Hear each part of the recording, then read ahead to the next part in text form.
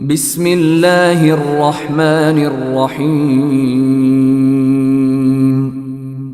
পরম করুণাময় ও অসীম দয়ালু আল্লাহর নামে শুরু। ألف لام را تلك آيات الكتاب الحكيم আলিফ লাম র, এগুলো হিকমতপূর্ণ কিতাবের আয়াত। أكان للناس عجبا أن أوحينا إلى رجل منهم أن أنذر الناس وبشر الذين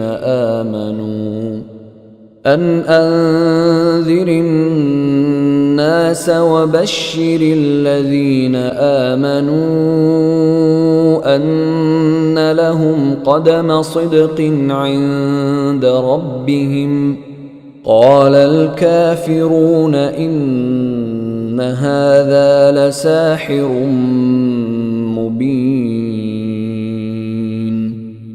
মানুষের কাছে কি আশ্চর্য লাগছে যে আমি ওহী পাঠিয়েছি তাদেরই মধ্য থেকে একজনের কাছে, যেন তিনি মানুষকে ভয়ের কথা শুনিয়ে দেন এবং সুসংবাদ শুনিয়ে দেন ঈমানদারদেরকে। তাদের জন্য সত্য মর্যাদা রয়েছে তাদের পরওয়ারদিগারের কাছে। কাফিররা বলতে লাগলো, নিঃসন্দেহে এ লোক প্রকাশ্য জাদুকর। إن ربكم الله الذي خلق السماوات والأرض في 6 أيام ثم استوى على العرش يدبر الأمر ما من شفيع إلا من بعد إذنه ذلكم الله ربكم فاعبدوه أفلا تذكرون নিশ্চয়ই তোমাদের পালনকর্তা আল্লাহ, যিনি তৈরি করেছেন আসমান ও জমিনকে 6 দিনে, অতঃপর তিনি আরশের উপর অধিষ্ঠিত হয়েছেন। তিনি পরিচালনা করেন কাজের, কেউ সুপারিশ করতে পারবে না তবে তার অনুমতির পর। আল্লাহ হচ্ছেন তোমাদের পালনকর্তা, অতএব তোমরা তাঁরই ইবাদত করো। তোমরা কি কিছুই চিন্তা করো না? إليه مرجعكم جميعا وعد الله حقا إنه يبدأ الخلق ثم يعيده ليجزي الذين آمنوا وعملوا الصالحات بالقسط والذين كفروا لهم شراب من حميم وعذاب أليم بما كانوا يكفرون তাঁর কাছে ফিরে যেতে হবে তোমাদের সবাইকে। আল্লাহর ওয়াদা সত্য, তিনি সৃষ্টি করেন প্রথমবার, পুনর্বার তৈরি করবেন তাদেরকে বদলা দেওয়ার জন্য, যারা ঈমান এনেছে এবং নেক কাজ করেছে ইনসাফের সাথে। আর যারা কাফির হয়েছে তাদের পান করতে হবে ফুটন্ত পানি এবং ভোগ করতে হবে যন্ত্রণাদায়ক আযাব, এজন্য যে তারা কুফরি করছিল। هو الذي جعل الشمس ضياء والقمر نورا وقدره منازل لتعلموا عدد السنين والحساب ما خلق الله ذلك إلا بالحق يفصل الآيات لقوم يعلمون তিনি সেই মহান সত্তা, যিনি বানিয়েছেন সূর্যকে চমকদার আর চন্দ্রকে আলো হিসেবে, এবং অতঃপর নির্ধারণ করেছেন এবং এর জন্য মঞ্জিল সমূহ, যাতে করে তোমরা চিনতে পারো বছরগুলোর সংখ্যা ও হিসাব। আল্লাহ পাক এই সমস্ত কিছু এমনি বানিয়ে দেননি, কিন্তু তদবিরের সাথে। তিনি প্রকাশ করেন লক্ষণ সমূহ সেই সমস্ত লোকদের জন্য যাদের জ্ঞান আছে। إن في اختلاف الليل والنهار وما خلق الله في السماوات والأرض لآيات لقوم يتقون নিশ্চয়ই রাত দিনের পরিবর্তনের মাঝে এবং যা কিছু তিনি সৃষ্টি করেছেন আসমান ও জমিনে সবই হল নিদর্শন সেসব লোকের জন্য যারা ভয় করে। ইন্নাল্লাযীনা লা ইয়ারজুনা লিকাআনা ওয়া রাদু বিল হায়াতিদ দুনিয়া ওয়া তামাআন্নু বিহা ওয়াল্লাযীনা হুম আন আয়াতিনা গাফিলুন। অবশ্যই যেসব লোক আমার সাক্ষাৎ লাভের আশা রাখে না এবং পার্থিব জীবন নিয়েই উৎফুল্ল রয়েছে তাতেই প্রশান্তি অনুভব করেছে এবং যারা আমার নিদর্শন সমূহ সম্পর্কে বেখবর, উলাইকা মাওয়াহুমুন নার বিমা কানু ইয়াকসিবুন। এমন লোকদের ঠিকানা হল আগুন সেসবের বদলা হিসাবে যা তারা অর্জন করেছিল। ইন্নাল্লাযীনা আমানু ওয়া আমিলুস সালিহাতি ইয়াহদিহিম রাব্বুহুম বিঈমানিহিম তাজরি মিন তাহতিহিমুল আনহারু ফি জান্নাতিন নাঈম। অবশ্য যেসব লোক ঈমান এনেছে এবং সৎ কাজ করেছে তাদেরকে হিদায়াত করবেন তাদের পালনকর্তা তাদের ঈমানের মাধ্যমে। তাদের তলদেশে প্রবাহিত হয় প্রস্রবণ সমূহ সুখময় কাননকুঞ্জে। দাওয়াহুম ফিহা সুবহানাকাল্লাহুম্মা ওয়া তাহিয়্যতুহুম ফিহা সালাম ওয়া আখিরু দাওয়াহুম আনিল হামদুলিল্লাহি রাব্বিল আলামিন। সেখানে তাদের প্রার্থনা হল পবিত্র তোমার সত্তা হে আল্লাহ, আর শুভেচ্ছা হল সালাম, আর তাদের প্রার্থনার সমাপ্তি হয় সমস্ত প্রশংসা বিশ্বপালক আল্লাহর জন্য বলে। وَلَوْ يُعَجِّلُ اللَّهُ لِلنَّاسِ الشَّرَّ اسْتِعْجَالَهُم بِالْخَيْرِ لَقُضِيَ إِلَيْهِمْ أَجَلُهُمْ فَنَذَرُ الَّذِينَ لَا يَرْجُونَ لِقَاءَنَا فِي طُغْيَانِهِمْ يَعْمَهُونَ। আর যদি আল্লাহ তাআলা মানুষকে যথাশীঘ্র অকল্যাণ পৌঁছে দেন, যত শীঘ্র তারা কল্যাণ কামনা করে, তাহলে তাদের আশাই শেষ করে দিতে হতো। সুতরাং যাদের মনে আমার সাক্ষাতের আশা নেই, আমি তাদেরকে তাদের দুষ্টামিতে ব্যতিব্যস্ত ছেড়ে দিয়ে রাখি। وَإِذَا مَسَّ الْإِنسَانَ الضُّرُّ دَعَانَا لِجَنبِهِ أَوْ قَاعِدًا أَوْ قَائِمًا فَلَمَّا كَشَفْنَا عَنْهُ ضُرَّهُ مَرَّ كَأَن لَّمْ يَدْعُنَا إِلَى ضُرٍّ مَّسَّهُ كَذَلِكَ زُيِّنَ لِلْمُسْرِفِينَ مَا كَانُوا يَعْمَلُونَ। আর যখন মানুষ কষ্টের সম্মুখীন হয়, শুয়ে বসে দাঁড়িয়ে আমাকে ডাকতে থাকে, তারপর আমি যখন তা থেকে মুক্ত করে দেই, সে কষ্ট যখন চলে যায় তখন মনে হয় কখনো কোনো কষ্টের সম্মুখীন হয়ে যেন আমাকে ডাকেইনি। এমনি ভাবে মনোপুত হয়েছে নির্ভয় লোকদের যা তারা করেছে।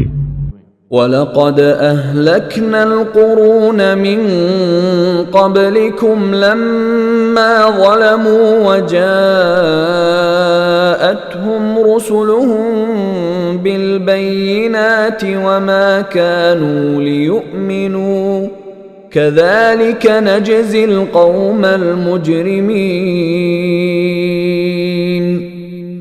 অবশ্য তোমাদের পূর্বে বহু দলকে ধ্বংস করে দিয়েছি, তখন তারা জালিম হয়ে গেছে। অথচ রসূল তাদের কাছেও এসব বিষয়ের প্রকৃষ্ট নির্দেশ নিয়ে এসেছিলেন, কিন্তু কিছুতেই তারা ঈমান আনল না। এমনি ভাবে আমি শাস্তি দিয়ে থাকি পাপী সম্প্রদায়কে। ثُمَّ جَعَلْنَاكُمْ خَلَائِفَ فِي الْأَرْضِ مِنْ بَعْدِهِمْ لِنَنْظُرَ كَيْفَ تَعْمَلُونَ। অতঃপর আমি তোমাদেরকে জমিনে তাদের পর প্রতিনিধি বানিয়েছি, যাতে দেখতে পারি তোমরা কি করো। وَإِذَا تُتْلَى عَلَيْهِمْ آيَاتُنَا بَيِّنَاتٍ قَالَ الَّذِينَ لَا يَرْجُونَ لِقَاءَنَا ائْتِ بِقُرْآنٍ غَيْرِ هَذَا أَوْ بَدِّلْهُ قُلْ مَا يَكُونُ لِي أَنْ أُبَدِّلَهُ مِنْ تِلْقَاءِ نَفْسِي إِنْ أَتَّبِعُ إِلَّا مَا يُوحَى إِلَيَّ إِنِّي أَخَافُ إِنْ عَصَيْتُ رَبِّي عَذَابَ يَوْمٍ عَظِيمٍ।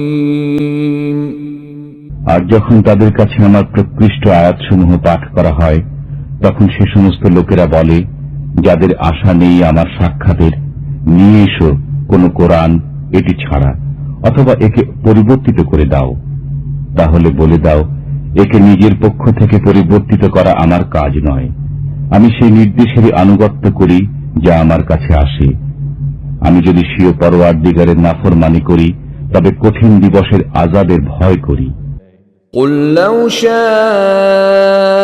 اللَّهُ مَا تَلَوْتُهُ عَلَيْكُمْ وَلَا أَدْرَاكُمْ بِهِ فَقَدْ لَبِثْتُ فِيكُمْ عُمُرًا مِّن قَبْلِهِ أَفَلَا تَعْقِلُونَ।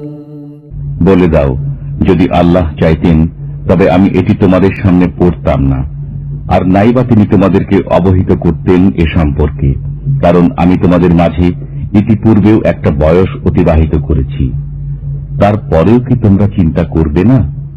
فَمَنْ أَظْلَمُ مِمَّنِ افْتَرَى عَلَى اللَّهِ كَذِبًا أَوْ كَذَّبَ بِآيَاتِهِ إِنَّهُ لَا يُفْلِحُ الْمُجْرِمُونَ। অতঃপর তার চেয়ে বড় জালিম কে হবে, যে আল্লাহর প্রতি অপবাদ আরোপ করেছে কিংবা তার আয়াতসমূহকে মিথ্যা বলে অভিহিত করেছে? কশ্চিন কালেও পাপীদের কোনো কল্যাণ হয় না। وَيَعْبُدُونَ مِن دُونِ اللَّهِ مَا لَا يَضُرُّهُمْ وَلَا يَنفَعُهُمْ وَيَقُولُونَ هَؤُلَاءِ شُفَعَاؤُنَا عِندَ اللَّهِ قُلْ أَتُنَبِّئُونَ اللَّهَ بِمَا لَا يَعْلَمُ فِي السَّمَاوَاتِ وَلَا فِي الْأَرْضِ سُبْحَانَهُ وَتَعَالَى عَمَّا يُشْرِكُونَ। আর উপাসনা করে আল্লাহকে বাদ দিয়ে এমন বস্তুর যা না তাদের কোনো ক্ষতি সাধন করতে পারে না লাভ, এবং বলে, এরা তো আল্লাহর কাছে আমাদের সুপারিশকারী। তুমি বলো, তোমরা কি আল্লাহকে এমন বিষয় অবহিত করছো যে সম্পর্কে তিনি অবহিত নন আসমান ও জমিনের মাঝে? তিনি পূত পবিত্র ও মহান সে সমস্ত থেকে যাকে তোমরা শরীক করছো। وَمَا كَانَ النَّاسُ إِلَّا أُمَّةً وَاحِدَةً فَاخْتَلَفُوا وَلَوْلَا كَلِمَةٌ سَبَقَتْ مِنْ رَبِّكَ لَقُضِيَ بَيْنَهُمْ فِيمَا فِيهِ يَخْتَلِفُونَ। আর সমস্ত মানুষ একই উম্মতভুক্ত ছিল, পরে পৃথক হয়ে গেছে। আর একটি কথা যদি তোমার পরওয়ারদিগারের পক্ষ থেকে পূর্বে নির্ধারিত না হয়ে যেত, তবে তারা যে বিষয়ে বিরোধ করছে তার মীমাংসা হয়ে যেত। وَيَقُولُونَ لَوْلَا أُنْزِلَ عَلَيْهِ آيَةٌ مِّن رَّبِّهِ فَقُلْ إِنَّمَا الْغَيْبُ لِلَّهِ فَانتَظِرُوا إِنِّي مَعَكُمْ مِنَ الْمُنْتَظِرِينَ। বস্তুত তারা বলে, তার কাছে তার পরওয়ারদিগারের পক্ষ থেকে কোন নির্দেশ এলো না কেন? বলে দাও, গায়েবের কথা আল্লাহই জানেন, আমিও তোমাদের সাথে অপেক্ষায় রইলাম। وَإِذَا أَذَقْنَا النَّاسَ رَحْمَةً مِّن بَعْدِ ضَرَّاءَ مَسَّتْهُمْ إِذَا لَهُم مَّكْرٌ فِي آيَاتِنَا قُلِ اللَّهُ أَسْرَعُ مَكْرًا إِنَّ رُسُلَنَا يَكْتُبُونَ مَا تَمْكُرُونَ। আর যখন আমি আস্বাদন করাই স্বীয় রহমত সে কষ্টের পর যা তাদের ভোগ করতে হয়েছিল, তখনই তারা আমার শক্তিমত্তার মাঝে নানা রকম ছলাকলা তৈরি করতে আরম্ভ করবে। আপনি বলে দিন, আল্লাহ সবচেয়ে দ্রুত কলাকৌশল তৈরি করতে পারেন। নিশ্চয়ই আমাদের ফেরেশতারা লিখে রাখে তোমাদের ছল চাতুরী। هو الذي يسيركم في البر والبحر حتى إذا كنتم في الفلك وجرين بهم بريح طيبة وفرحوا بها جاءتها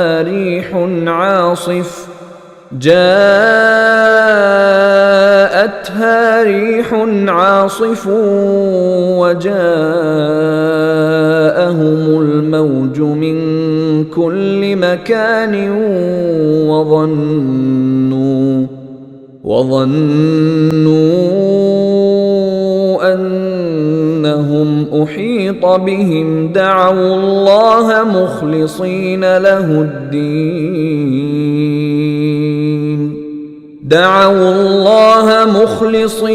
له الدين لئن أنجيتنا من هذه لنكونن من الشاكرين।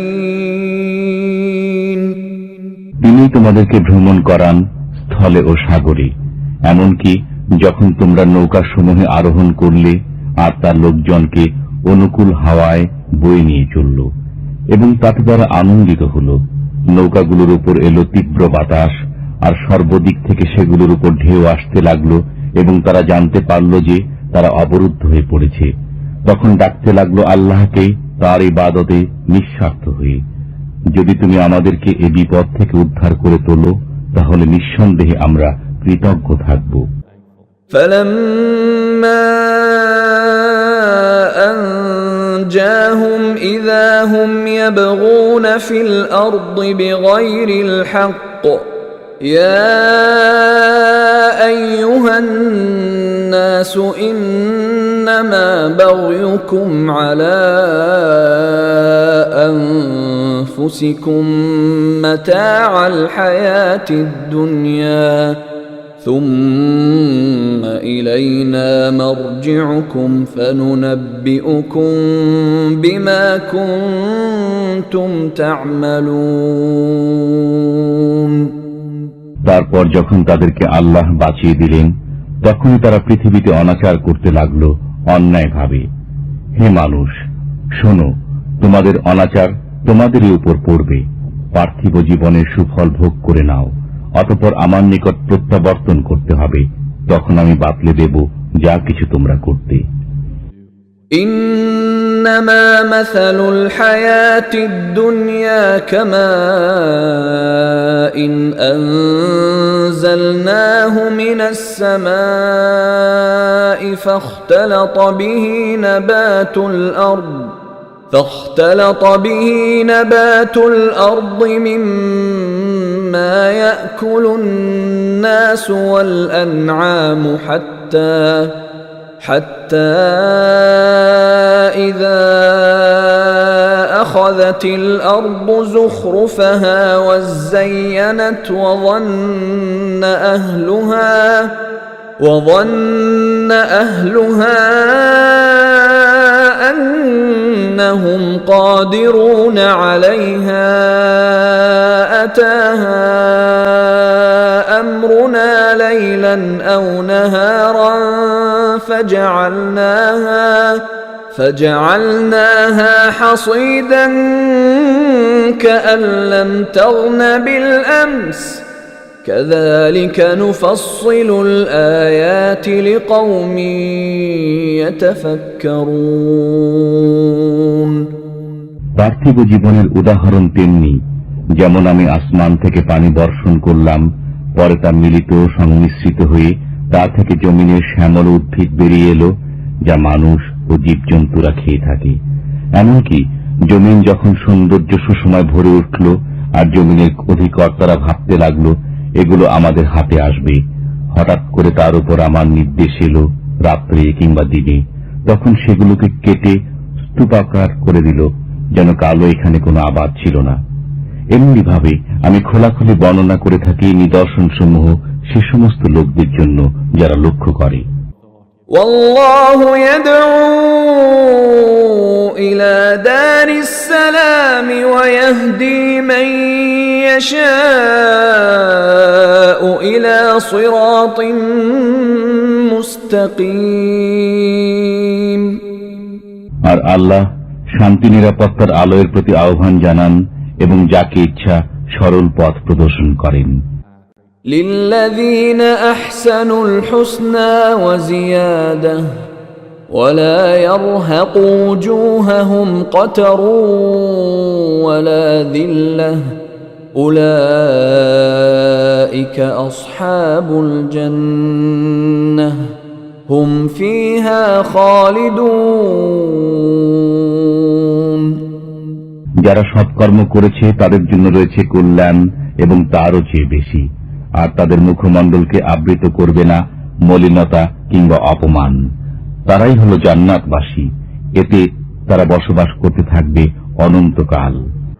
والذين كسبوا السيئات جزاء سيئة بمثلها وترهقهم ذلة ما لهم من الله من عاصم كأنما أغشيت وجوههم قطعا من الليل مظلما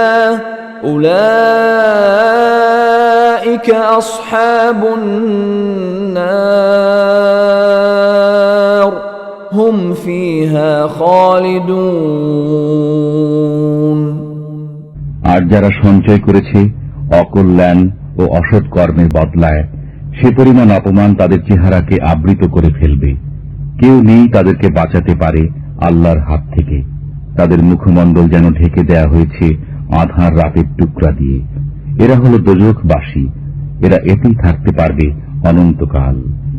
ويوم نحشرهم جميعا ثم نقول للذين أشركوا مكانكم أنتم وشركاؤكم فزيلنا بينهم وقال شركاؤهم ما كنتم إيانا تعبدون। আর যেদিন আমি তাদের সবাইকে সমবেত করব, আর যারা শিরক করত তাদেরকে বলবো, তোমরা এবং তোমাদের শরীকরা নিজ নিজ জায়গায় দাঁড়িয়ে যাও, অতঃপর তাদেরকে পারস্পরিক বিচ্ছিন্ন করে দেব। তখন তাদের শরীকরা বলবে, তোমরা তো আমাদের উপাসনা বন্দেগী করনি। فكفى بالله شهيدا بيننا وبينكم إن كنا عن عبادتكم لغافلين। বস্তুত আল্লাহ আমাদের ও তোমাদের মাঝে সাক্ষী হিসেবে যথেষ্ট, আমরা তোমাদের বন্দেগী সম্পর্কে জানতাম না। هنالك تبلو كل نفس ما أسلفت وردوا إلى الله مولاهم الحق وضل عنهم ما كانوا يفترون। সেখানে প্রত্যেকে যাচাই করে নিতে পারবে যা কিছু সে ইতিপূর্বে করেছিল এবং আল্লাহর প্রতি প্রত্যাবর্তন করবে, যিনি তাদের প্রকৃত মালিক, আর তাদের কাছ থেকে দূরে যেতে থাকবে যারা মিথ্যা বলত। قل من يرزقكم من السماء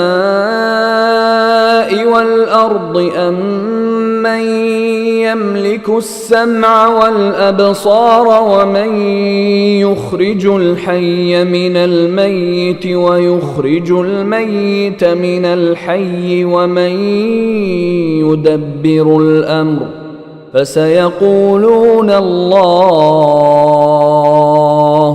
فقل أفلا تتقون।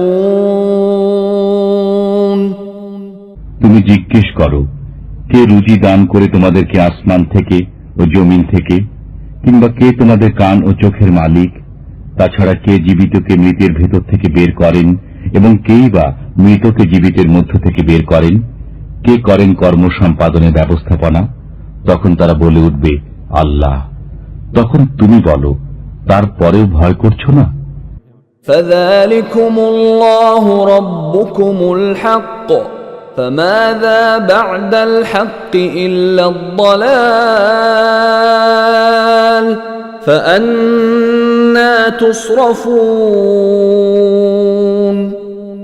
অতএব এ আল্লাহই তোমাদের প্রকৃত পালন কর্তা, আর সত্য প্রকাশের পরে উদ্ভ্রান্ত ঘোড়ার মাঝে কি রয়েছে গোমরাহি ছাড়া? সুতরাং কোথায় ঘুরছো? كذلك حقت كلمة ربك على الذين فسقوا أنهم لا يؤمنون। এমনিভাবে স্বপ্রমাণিত হয়ে গেছে তোমার পরওয়ারদিগারের বাণী সেসব নাফরমানের ব্যাপারে যে এরা ঈমান আনবে না। قل هل من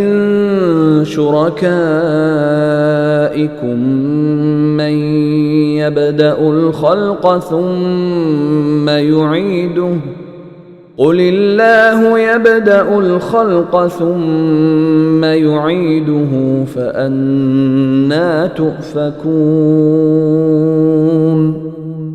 বলো, আছে কি কেউ তোমাদের শরীকের মাঝে যে সৃষ্টিকে পয়দা করতে পারে এবং আবার জীবিত করতে পারে?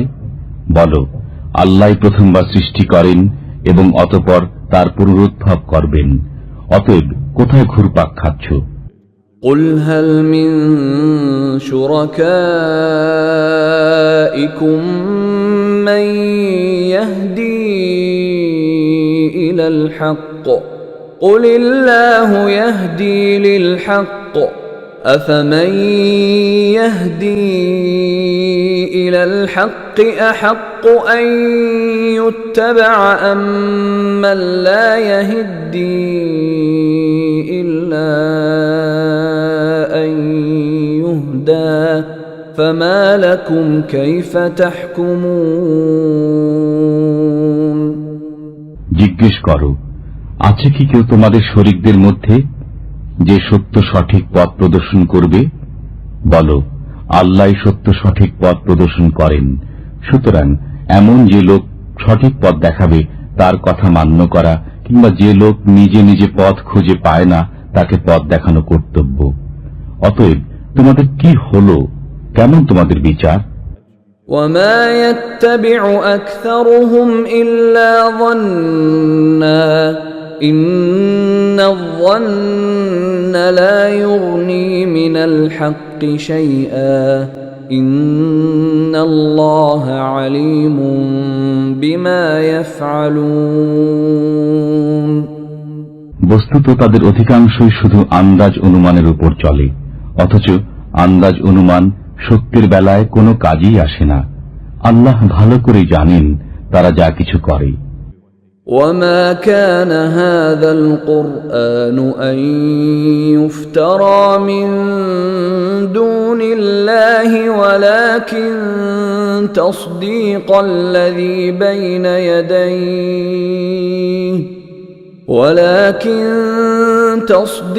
الذي بين يديه وتفصيل الكتاب لا ريب فيه من رب العالمين। আর কোরআন সে জিনিস নয় যে আল্লাহ ব্যতীত কেউ তা বানিয়ে নেবে, অবশ্য এটি পূর্ববর্তী কালামের সত্যায়ন করে এবং সে সমস্ত বিষয়ের বিশ্লেষণ দান করে যা তোমার প্রতি দেয়া হয়েছে, যাতে কোনো সন্দেহ নেই তোমার বিশ্ব পালনকর্তার পক্ষ থেকে। أم يقولون افتراه قل فأتوا بسورة مثله وادعوا من استطعتم من دون الله إن كنتم صادقين। মানুষ কি বলে যে এটি বানিয়ে এনেছ? বলে দাও, তোমরা নিয়ে এসো একটি সূরা আর ডেকে নাও যাদেরকে নিতে সক্ষম হও আল্লাহ ব্যতীত, যদি তোমরা সত্যবাদী হয়ে থাকো। بل كذبوا بما لم يحيطوا بعلمه ولما يأتهم تأويله كذلك كذب الذين من قبلهم فانظر كيف كان عاقبة الظالمين। কিন্তু কথা হলো এই যে তারা মিথ্যা প্রতিপন্ন করতে আরম্ভ করেছে যাকে বুঝতে তারা অক্ষম, অথচ এখনো এর বিশ্লেষণ আসেনি। এমনি ভাবে মিথ্যা প্রতিপন্ন করেছে তাদের পূর্ববর্তীরা। অতএব লক্ষ্য করে দেখো কেমন হয়েছে পরিণতি। ومنهم من يؤمن به ومنهم من لا يؤمن به وربك أعلم بالمفسدين। আর তাদের মধ্যে কেউ কেউ কোরআনকে বিশ্বাস করবে এবং কেউ কেউ বিশ্বাস করবে না। বস্তুত তোমার পরওয়ারদিগার যথার্থই জানেন দুরাচারদেরকে। وإن كذبوك فقل لي عملي ولكم عملكم أنتم بريئون مما أعمل وأنا بريء مما تعملون। আর যদি তোমাকে মিথ্যা প্রতিপন্ন করে তবে বলো, আমার জন্য আমার কর্ম আর তোমাদের জন্য তোমাদের কর্ম। তোমাদের দায় দায়িত্ব নেই আমার কর্মের উপর এবং আমার দায় দায়িত্ব নেই তোমরা যা করো সেজন্য। ومنهم من يستمعون إليك أفأنت تسمع الصم ولو كانوا لا يعقلون। তাদের কেউ কেউ কান রাখে তোমাদের প্রতি, তুমি বধিরদেরকে কি শোনাবে যদি তাদের বিবেক বুদ্ধি না থাকে। ومنهم من ينظر إليك أفأنت تهدي العمي ولو كانوا لا يبصرون। আবার তাদের মধ্যে কেউ কেউ তোমাদের প্রতি দৃষ্টি নিবদ্ধ রাখে, তুমি অন্ধদেরকে কি পথ দেখাবে যদি তারা মোটেও দেখতে না পায়। إن الله لا يظلم الناس شيئا ولكن الناس أنفسهم يظلمون। আল্লাহ জুলুম করেন না মানুষের উপর, বরং মানুষ নিজেই নিজের উপর জুলুম করে। ويوم يحشرهم كأن لم يلبثوا إلا ساعة من النهار يتعارفون بينهم قد خسر الذين كذبوا بلقاء الله وما كانوا مهتدين। আর যেদিন তাদেরকে সমবেত করা হবে যেন তারা অবস্থান করেনি, তবে দিনের এক দ্বন্দ্ব, একজন অপরজনকে চিনবে। নিঃসন্দেহে ক্ষতিগ্রস্ত হয়েছে যারা মিথ্যা প্রতিপন্ন করেছে আল্লাহর সাথে সাক্ষাৎকে এবং সরল পথে আসেনি। وَإِمَّا نُرِيَنَّكَ بَعْضَ الَّذِي نَعِدُهُمْ أَوْ نَتَوَفَّيَنَّكَ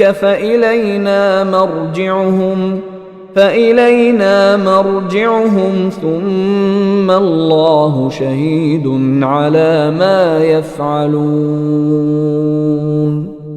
আর যদি আমি দেখাই তোমাকে সেই ওয়াদা সমূহের মধ্য থেকে কোনো কিছু, যা আমি তাদের সাথে করেছি, অথবা তোমাকে মৃত্যু দান করি, যাই হোক আমার কাছে তাদেরকে প্রত্যাবর্তন করতে হবে। বস্তুত আল্লাহ সে সমস্ত কর্মের সাক্ষী যা তারা করে। وَلِكُلِّ أُمَّةٍ رَّسُولٌ فَإِذَا جَاءَ رَسُولُهُمْ قُضِيَ بَيْنَهُم بِالْقِسْطِ وَهُمْ لَا يُظْلَمُونَ। আর প্রত্যেক সম্প্রদায়ের এক একজন রসুল রয়েছে। যখন তাদের কাছে তাদের রসুল ন্যায়দণ্ড সহ উপস্থিত হল, তখন আর তাদের উপর জুলুম হয় না। وَيَقُولُونَ مَتَى هَذَا الْوَعْدُ إِن كُنتُمْ صَادِقِينَ। তারা আরো বলে, এই ওয়াদা কবে আসবে, যদি তোমরা সত্যবাদী হয়ে থাকো।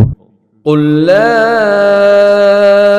أَمْلِكُ لِنَفْسِي ضَرًّا وَلَا نَفْعًا إِلَّا مَا شَاءَ اللَّهُ لِكُلِّ أُمَّةٍ أَجَلٌ إِذَا جَاءَ أَجَلُهُمْ فَلَا يَسْتَأْخِرُونَ سَاعَةً وَلَا يَسْتَقْدِمُونَ।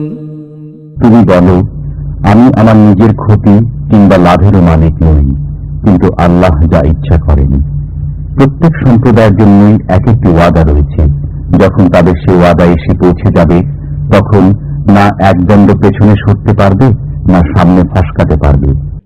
قُلْ أَرَأَيْتُمْ إِنْ أَتَاكُمْ عَذَابُهُ بَيَاتًا أَوْ نَهَارًا مَاذَا يَسْتَعْجِلُ مِنْهُ الْمُجْرِمُونَ। তুমি বলো, আচ্ছা দেখো তো দেখি, যদি তোমাদের উপর তার আযাব রাতারাতি অথবা দিনের বেলা এসে পৌঁছে যায়, তবে এর আগে পাপীরা কি করবে? أَثُمَّ إِذَا مَا وَقَعَ آمَنْتُمْ بِهِ الْآنَ وَقَدْ كُنْتُمْ بِهِ تَسْتَعْجِلُونَ। তাহলে কি আযাব সংঘটিত হয়ে যাবার পর এর প্রতি বিশ্বাস করবে? এখন স্বীকার করলে, অথচ তোমরা এরই তাগাদা করতে। ثُمَّ قِيلَ لِلَّذِينَ ظَلَمُوا ذُوقُوا عَذَابَ الْخُلْدِ هَلْ تُجْزَوْنَ إِلَّا بِمَا كُنتُمْ تَكْسِبُونَ। অতঃপর বলা হবে গুনাহগারদেরকে, ভোগ করতে থাকো অনন্ত আযাব, তোমরা যা কিছু করতে তার তাই প্রতিফল। وَيَسْتَنبِئُونَكَ أَحَقٌّ هُوَ قُلْ إِي وَرَبِّي إِنَّهُ لَحَقٌّ وَمَا أَنْتُمْ بِمُعْجِزِينَ। আর তোমার কাছে সংবাদ জিজ্ঞেস করে, এটা কি সত্য? বলে দাও, অবশ্যই আমার পরওয়ারদিগারের কসম, এটা সত্য, আর তোমরা পরিশ্রম তো করে দিতে পারবে না। وَلَوْ أَنَّ لِكُلِّ نَفْسٍ ظَلَمَتْ مَا فِي الْأَرْضِ لَافْتَدَتْ بِهِ وَأَسَرُّوا النَّدَامَةَ لَمَّا رَأَوُا الْعَذَابَ وَقُضِيَ بَيْنَهُم بِالْقِسْطِ وَهُمْ لَا يُظْلَمُونَ। বস্তুত যদি প্রত্যেক গুনাহগারের কাছে এত পরিমাণ থাকে যা আছে সমগ্র জমিনের মাঝে, আর অবশ্যই যদি সেগুলো নিজের মুক্তির বিনিময় দিতে চাইবে আর গোপনে গোপনে অনুতাপ করবে যখন আযাব দেখবে, বস্তুত তাদের জন্য সিদ্ধান্ত হবে ন্যায়সঙ্গত এবং তাদের উপর জুলুম হবে না। ألا إن لله ما في السماوات والأرض ألا إن وعد الله حق ولكن أكثرهم لا يعلمون। শুনে রাখো, যা কিছু রয়েছে আসমান সমূহে ও জমিনে সবই আল্লাহর। শুনে রাখো, আল্লাহর প্রতিশ্রুতি সত্য, তবে অনেকেই জানে না। هو يحيي ويميت وإليه ترجعون তিনি জীবন ও মরণ দান করেন এবং তাঁরই কাছে প্রত্যাবর্তন করতে হবে। يا أيها الناس قد جاءتكم موعظة من ربكم وشفاء لما في الصدور وهدى ورحمة للمؤمنين হে মানবকুল, তোমাদের কাছে উপদেশ বানিয়ে এসেছি তোমাদের পরওয়ারদিগারের পক্ষ থেকে, এবং অন্তরের রোগের নিরাময়, হেদায়েত ও রহমত মুসলমানদের জন্য। قل بفضل الله وبرحمته فبذلك فليفرحوا هو خير مما يجمعون বলো, আল্লাহর দয়া ও মেহেরবানিতে, সুতরাং এরই প্রতি তাদের সন্তুষ্ট থাকা উচিত। এটি উত্তম সে সমুদায় থেকে যা সঞ্চয় করছো। قل أرأيتم ما أنزل الله لكم من رزق فجعلتم منه حراما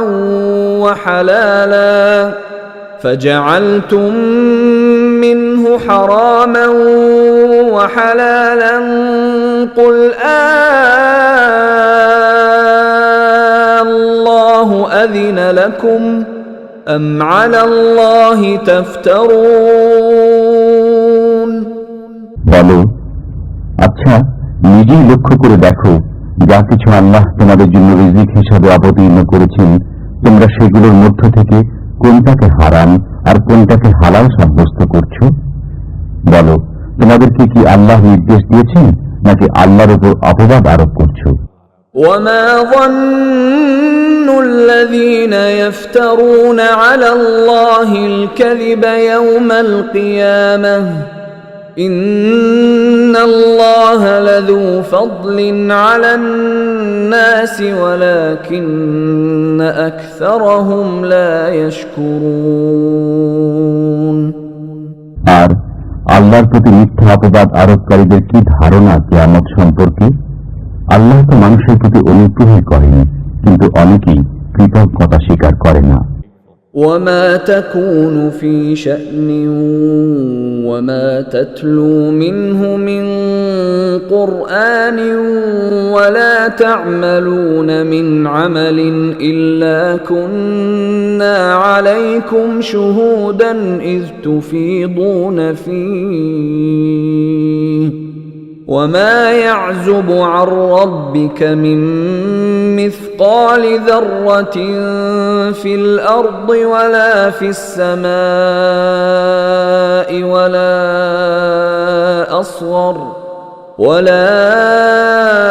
أصغر من ذلك ولا أكبر إلا في كتاب مبين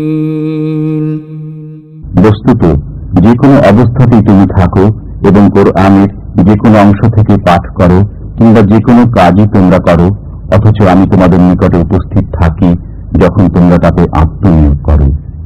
আর তোমার পরওয়ারদিগার থেকে গোপন থাকে না একটি কণাও জমিনের এবং না আসমানের, না এর চেয়ে ক্ষুদ্র কোনো কিছু আছে, না বড়, যা এই প্রকৃষ্ট কিতাবে নেই। ألا إن أولياء الله لا خوف عليهم ولا هم يحزنون মনে রেখো, যারা আল্লাহর বন্ধু, তাদের না কোনো ভয়ভীতি আছে, না তারা চিন্তান্বিত হবে। الذين آمنوا وكانوا يتقون যারা ঈমান এনেছে এবং তাকওয়া অবলম্বন করেছে। لهم البشرى في الحياة الدنيا وفي الآخرة لا تبديل لكلمات الله ذلك هو الفوز العظيم তাদের জন্য সুসংবাদ পার্থিব জীবনে ও পরকালীন জীবনে। আল্লাহর কথার কোনো হেরফের হয় না, এটাই হলো মহা সফলতা। ولا يحزنك قولهم إن العزة لله جميعا هو السميع العليم আর তাদের কথা দুঃখ নিও না, আসলে সমস্ত ক্ষমতা আল্লাহর, তিনি শ্রবণকারী, সর্বজ্ঞ। ألا إن لله من في السماوات ومن في الأرض وما يتبع الذين يدعون من دون الله شركاء إن يتبعون إلا الظن وإن هم إلا يخرصون শুনছো, আসমান সমূহে ও জমিনে যা কিছু রয়েছে সবই আল্লাহর, আর এরা যারা আল্লাহকে বাদ দিয়ে শরীকদের উপাসনার পেছনে পড়ে আছে তা আসলে কিছুই নয়। এরা নিজেরই কল্পনার পেছনে পড়ে রয়েছে এবং এছাড়া আর কিছু নয় যে এরা বুদ্ধি খাটাচ্ছে। هو الذي جعل لكم الليل لتسكنوا فيه والنهار مبصرا إن في ذلك لآيات لقوم يسمعون তিনি তোমাদের জন্য তৈরি করেছেন রাত, যাতে করে তোমরা তাতে প্রশান্তি লাভ করতে পারো, আর দিন দিয়েছেন দর্শন করার জন্য। নিঃসন্দেহে এতে নিদর্শন রয়েছে সেসব লোকদের জন্য যারা শ্রবণ করে। قالوا اتخذ الله ولدا سبحانه هو الغني له ما في السماوات وما في الأرض إن عندكم من سلطان بهذا أتقولون على الله ما لا تعلمون তারা বলে, আল্লাহ পুত্র সাব্যস্ত করে নিয়েছেন। তিনি পবিত্র, তিনি অমুখাপেক্ষী, যা কিছু রয়েছে আসমান সমূহে ও জমিনে সবই তাঁর। তোমাদের কাছে তার কোনো সনদ নেই, কেন তোমরা আল্লাহর প্রতি মিথ্যারোপ করো যার কোনো সনদই তোমাদের কাছে নেই? قل إن الذين يفترون على الله الكذب لا يفلحون বলে দাও, যারা এরূপ করে তারা অব্যাহতি পায় না।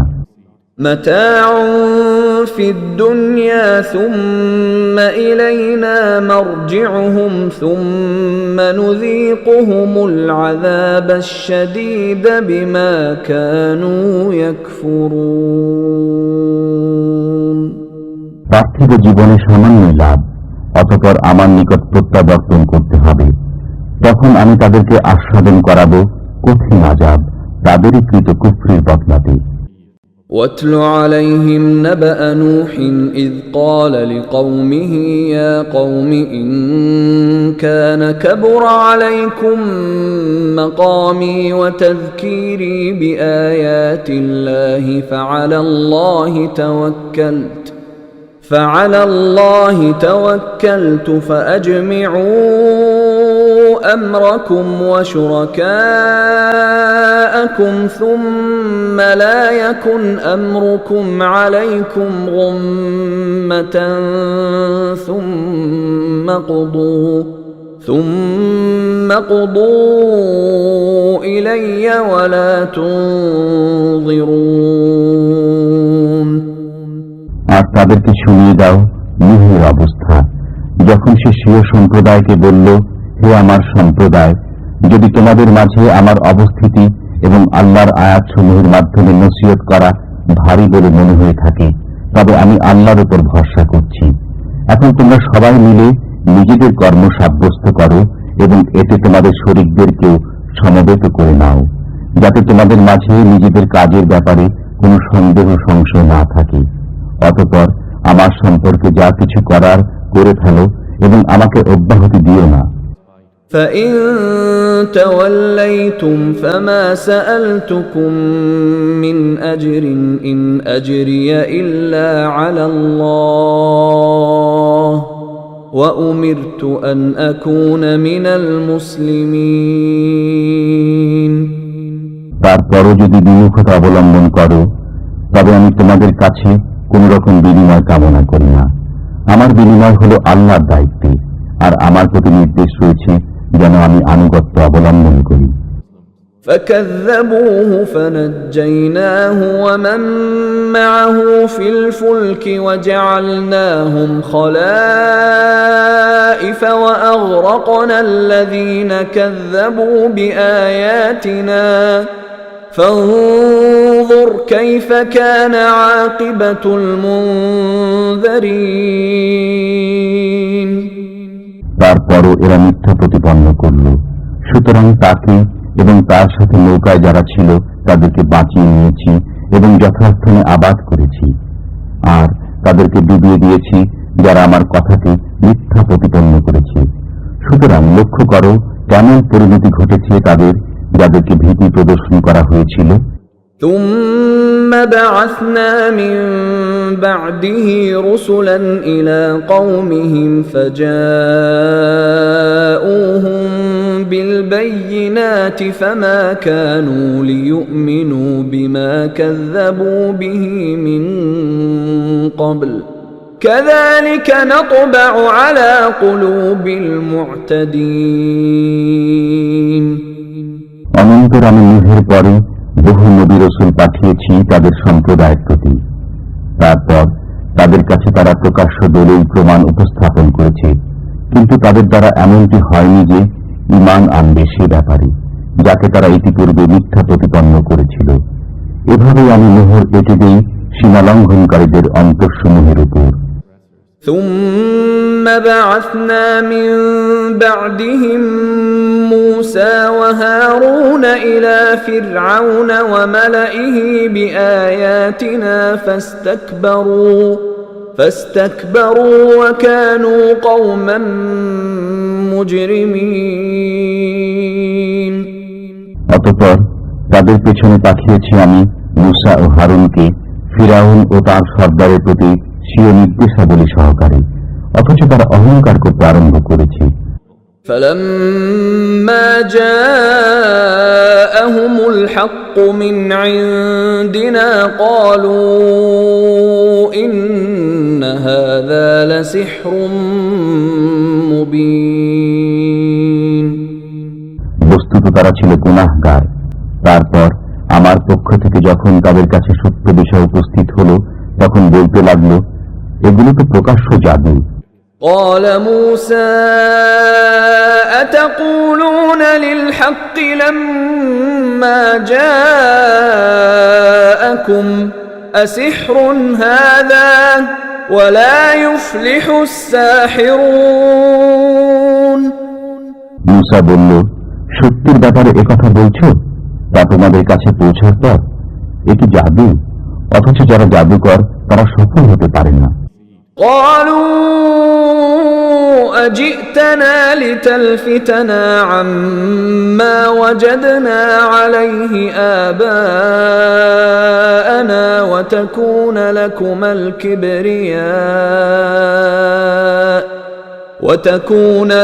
الكبرياء في الأرض وما نحن لكما بمؤمنين। তারা বলল, তুমি কি আমাদেরকে সে পথ থেকে ফিরিয়ে দিতে এসেছ যাতে আমরা পেয়েছি আমাদের বাপ দাদাদেরকে, আর যাতে তোমরা দুইজন এদেশের সর্দারি পেয়ে যেতে পারো? আমরা তোমাদেরকে কিছুতেই মানব না।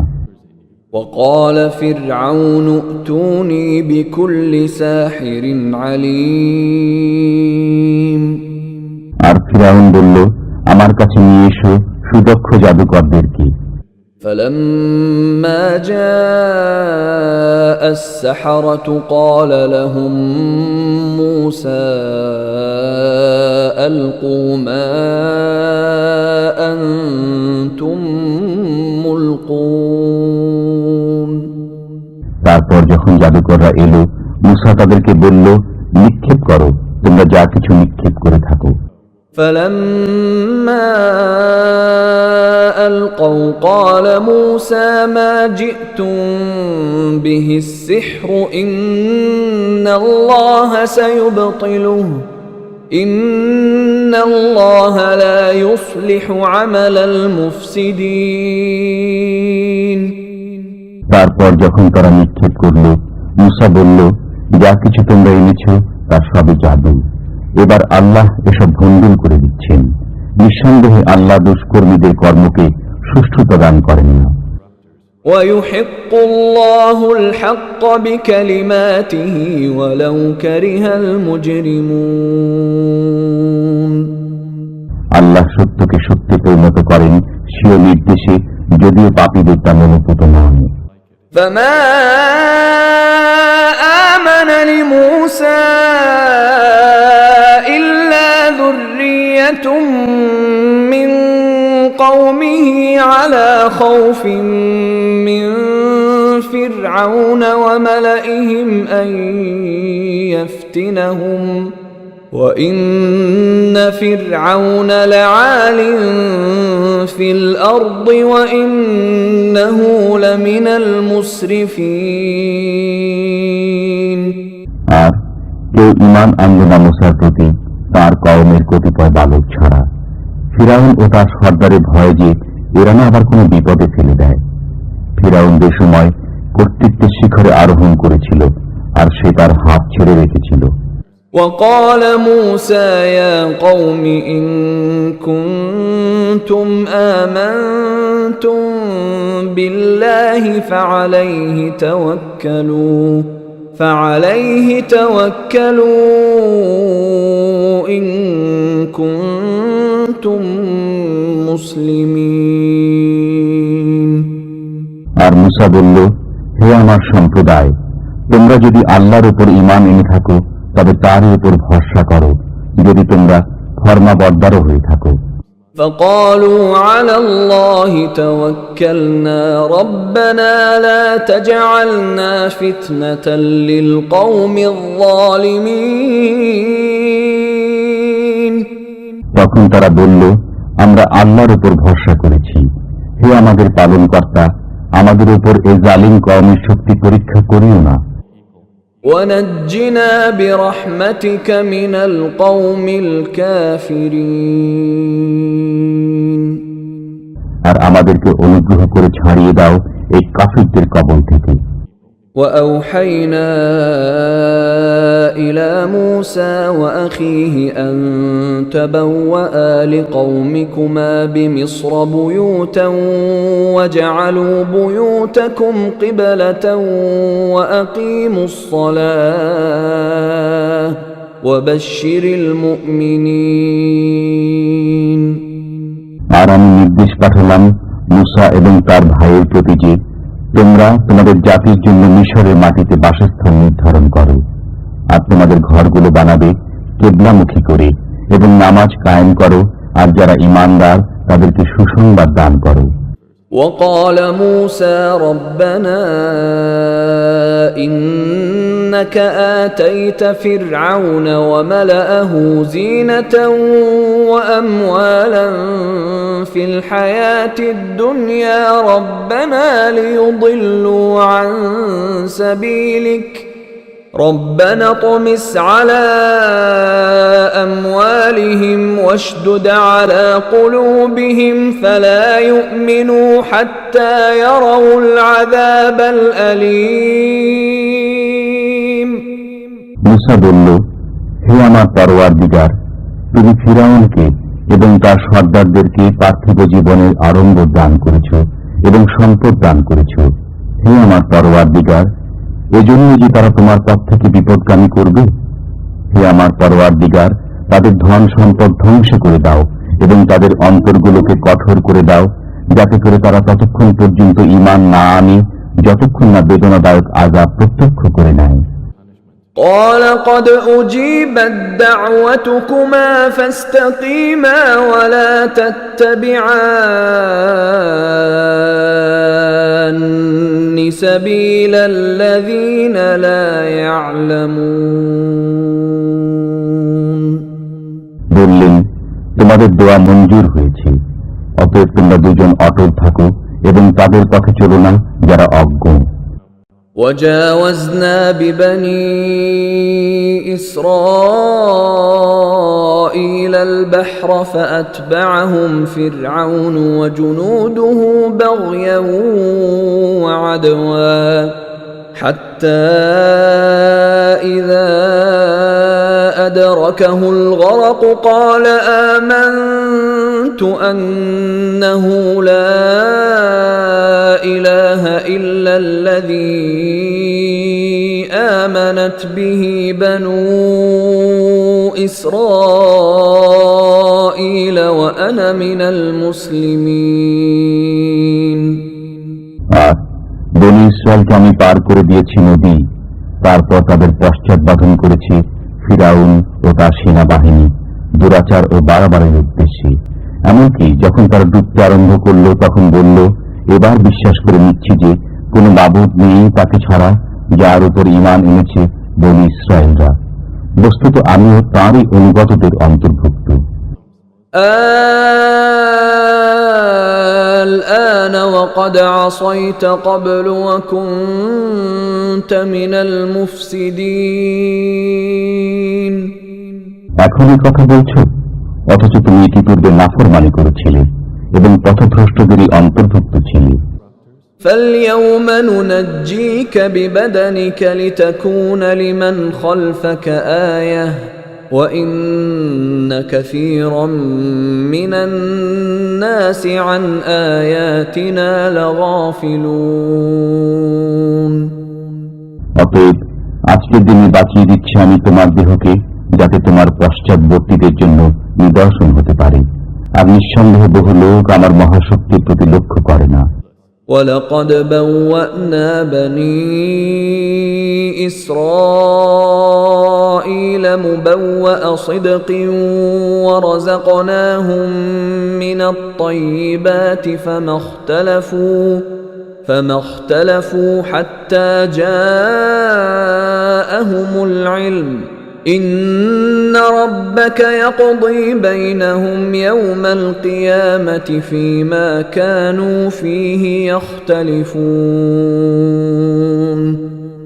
আর আমি বনী ইসরায়েলদেরকে দান করেছি উত্তম স্থান এবং তাদেরকে আহার্য দিয়েছি পবিত্র পরিচ্ছন্ন বস্তু সামগ্রী। বস্তুত তাদের মধ্যে মতবিরোধ হয়নি যতক্ষণ না তাদের কাছে এসে পৌঁছেছে সংবাদ। নিঃসন্দেহে তোমার পরওয়ারদিগার তাদের মাঝে মীমাংসা করে দেবেন কিয়ামতের দিন যে ব্যাপারে তাদের মাঝে মতবিরোধ হয়েছিল। فَإِن كُنتَ فِي شَكٍّ مِّمَّا أَنزَلْنَا إِلَيْكَ فَاسْأَلِ الَّذِينَ يَقْرَؤُونَ الْكِتَابَ مِن قَبْلِكَ لَقَدْ جَاءَكَ الْحَقُّ مِن رَّبِّكَ فَلَا تَكُونَنَّ مِنَ الْمُمْتَرِينَ সুতরাং তুমি যদি সে বস্তু সম্পর্কে কোনো সন্দেহের সম্মুখীন হয়ে থাকো যা তোমার প্রতি আমি নাজিল করেছি, তবে তাদেরকে জিজ্ঞেস করো যারা তোমার পূর্ব থেকে কিতাব পাঠ করছে। এতে কোনো সন্দেহ নেই যে তোমার পরওয়ারদিগারের নিকট থেকে তোমার নিকট সত্য বিষয় এসেছে, কাজী তুমি কশ্চিনকালেও সন্দেহকারী হয়ো না। ولا تكونن من الذين كذبوا بآيات الله فتكون من الخاسرين এবং তাদের অন্তর্ভুক্ত হয়ো না যারা মিথ্যা প্রতিপন্ন করেছে আল্লাহর বাণীকে, তাহলে তুমিও অকল্যাণে পতিত হয়ে যাবে। إن الذين حقت عليهم كلمة ربك لا يؤمنون যাদের ব্যাপারে তোমার পরওয়ারদিগারের সিদ্ধান্ত নির্ধারিত হয়ে গেছে তারা ঈমান আনবে না। ولو جاءتهم كل آية حتى يروا العذاب الأليم যদি তাদের সামনে সমস্ত নিদর্শনাবলী এসে উপস্থিত হয়, তবুও যতক্ষণ না তারা দেখতে পায় বেদনাদায়ক আযাব। فلولا كانت قرية آمنت فنفعها إيمانها إلا قوم يونس لما آمنوا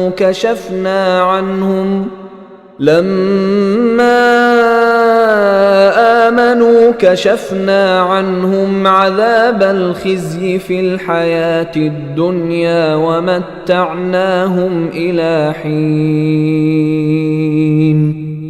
সুতরাং কোন জনপদ কেন এমন হল না যা ঈমান এনেছে অতঃপর তার সেই ঈমান গ্রহণ হয়েছে কল্যাণকর?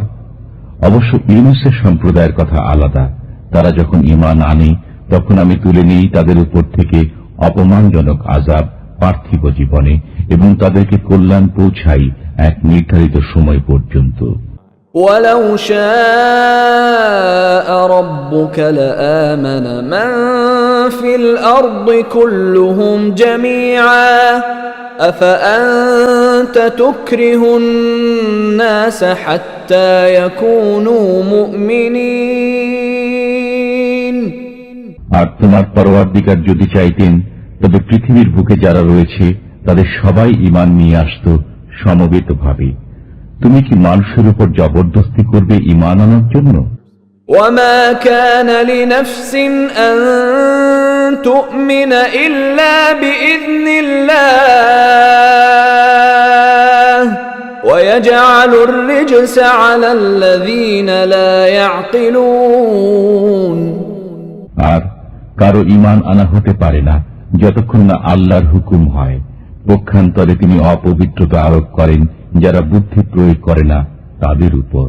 قُلِ انظُرُوا مَاذَا فِي السَّمَاوَاتِ وَالْأَرْضِ وَمَا تُغْنِي الْآيَاتُ وَالنُّذُرُ عَن قَوْمٍ لَّا يُؤْمِنُونَ।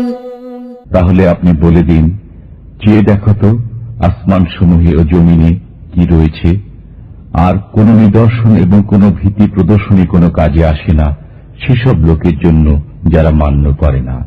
فَهَلْ يَنتَظِرُونَ إِلَّا مِثْلَ أَيَّامِ الَّذِينَ خَلَوْا مِن قَبْلِهِمْ قُلْ فَانتَظِرُوا إِنِّي مَعَكُم مِّنَ الْمُنتَظِرِينَ। সুতরাং এখন আর এমন কিছু নেই যার অপেক্ষা করবে, কিন্তু সেসব দিনের মতোই দিন যা অতীত হয়ে গেছে এর পূর্বে। আপনি বলুন, এখন পথ দেখো, আমিও তোমাদের সাথে পথ চেয়ে রইলাম। ثُمَّ نُنَجِّي رُسُلَنَا وَالَّذِينَ آمَنُوا كَذَلِكَ حَقًّا عَلَيْنَا نُنْجِي الْمُؤْمِنِينَ। অতঃপর আমি বাঁচিয়ে নিই নিজের রাসূলগণকে এবং তাদেরকে যারা ঈমান এনেছে এমনি ভাবে। ঈমানদারদের বাঁচিয়ে নেওয়া আমার দায়িত্ব বটে।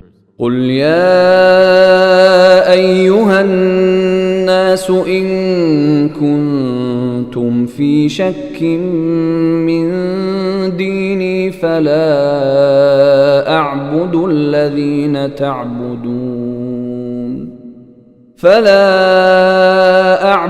الَّذِينَ تَعْبُدُونَ مِن دُونِ اللَّهِ وَلَكِنْ أَعْبُدُ اللَّهَ الَّذِي يَتَوَفَّاكُمْ وَأُمِرْتُ أَنْ أَكُونَ مِنَ الْمُؤْمِنِينَ।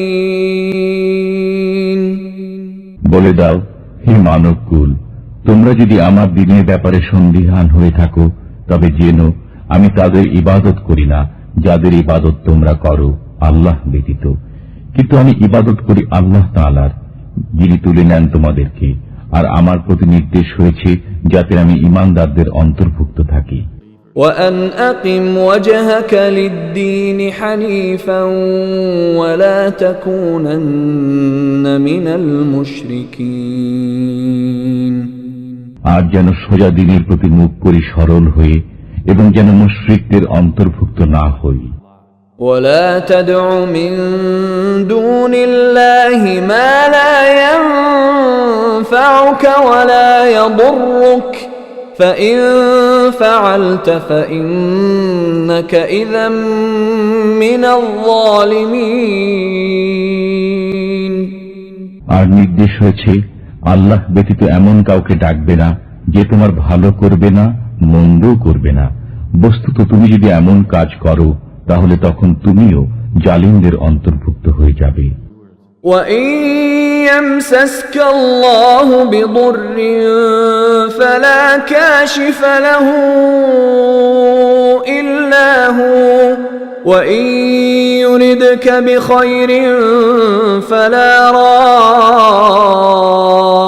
رَادَّ لِفَضْلِهِ يُصِيبُ بِهِ مَن يَشَاءُ مِنْ عِبَادِهِ وَهُوَ الْغَفُورُ الرَّحِيمُ আর আল্লাহ যদি তোমার উপর কোনো কষ্ট আরোপ করেন তাহলে কেউ নেই তা খণ্ডাবার মতো তাকে ছাড়া। পক্ষান্তরে যদি তিনি কিছু কল্যাণ দান করেন তবে তার মেহেরবাণীকে রহিত করার মতো কেউ নেই। তিনি যার প্রতি অনুগ্রহ দান করতে চান স্বীয় বান্দাদের মধ্যে তাকেই দান করেন। বস্তুত তিনিই ক্ষমাশীল দয়ালু। قُلْ يَا أَيُّهَا النَّاسُ قَدْ جَاءَكُمُ الْحَقُّ مِنْ رَبِّكُمْ فَمَنِ اهْتَدَى فَإِنَّمَا يَهْتَدِي لِنَفْسِهِ وَمَنْ ضَلَّ فَإِنَّمَا يَضِلُّ عَلَيْهَا وَمَا أَنَا عَلَيْكُمْ بِوَكِيلٍ বলে দাও, হে মানবকুল, সত্য তোমাদের কাছে পৌঁছে গেছে তোমাদের পরওয়ারদিগারের তরফ থেকে। এমন যে কেউ পথে আসে সে পথপ্রাপ্ত হয় স্বীয় মঙ্গলের জন্য, আর যে বিভ্রান্ত ঘুরতে থাকে সে স্বীয় অমঙ্গলের জন্য বিভ্রান্ত অবস্থায় ঘুরতে থাকবে। অনন্তর আমি তোমাদের উপর অধিকারী নই।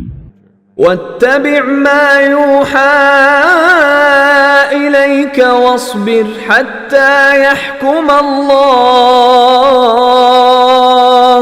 وهو خير الحاكمين আর তুমি চলো সে অনুযায়ী যেমন নির্দেশ আসে তোমার প্রতি এবং সবর করো যতক্ষণ না ফয়সালা করেন আল্লাহ। বস্তুত তিনি হচ্ছেন সর্বোত্তম ফয়সালাকারী।